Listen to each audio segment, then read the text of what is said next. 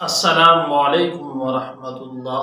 قابل احترام سامعین، آج کی ویڈیو میں ہم آپ کو سنت پڑھنے کا طریقہ بتاتے ہیں۔ آپ حضرات یہ بات تو جانتے ہوں گے کہ ایک ہوتا ہے فرض، ایک ہوتا ہے واجب، اور ایک ہوتا ہے سنت، اور ایک ہوتا ہے نوافل۔ فرض کے بعد وتر کا نمبر ہے، اور وتر کے بعد سنت کا۔ پھر سنت میں سے کچھ جو سنتے ہیں وہ سنت مؤکدہ ہیں، اور کچھ سنتے ہیں سنت غیر مؤکدہ ہیں۔ عصر کی فرضوں سے پہلے والی 4 سنت اور عشاء کے فرضوں سے پہلے جو 4 سنت پڑھی جاتی ہیں، یہ سنت ہیں لیکن سنت غیر مؤکدہ ہیں۔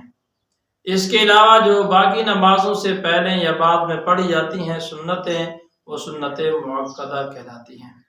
تو سنت غیر مؤکدہ پڑھنے کا طریقہ یہ ہے، سامعین توجہ سے سننا، کہ نیت ویسے کریں گے 4 رکعت نماز سنت، پھر اس کے بعد ثنا سبحانک اللہ کے بعد الحمدللہ اور سورت ملائیں گے، اور اس کے بعد 2 رکعتیں جب مکمل ہوں گے۔ ویسے تو مسئلہ یہ ہے کہ عبدہ و رسولہ تک پڑھ کے آدمی کھڑا ہو جاتا ہے، لیکن سنت غیر مؤکدہ جب ہے اور عصر کی ہیں یا عشاء کی ہیں تو عبدہ و رسولہ پڑھ کے کھڑا نہیں ہونا، بلکہ آگے درود شریف اور دعا یعنی ربی جعلنی یہ بھی ساتھ ملانی ہے۔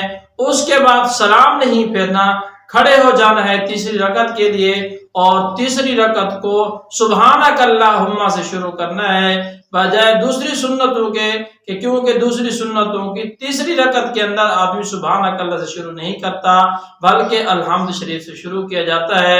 تو یہ ایک مختصر طریقہ ہے سنت مؤکدہ اور سنت غیر مؤکدہ۔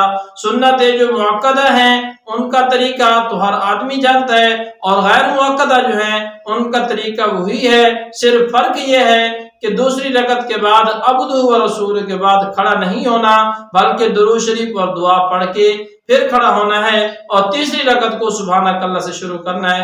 اس طرح اپنی 4 رکعت جب آدمی مکمل کرے گا تو یہ ہے سنت غیر مؤکدہ پڑھنے کا طریقہ۔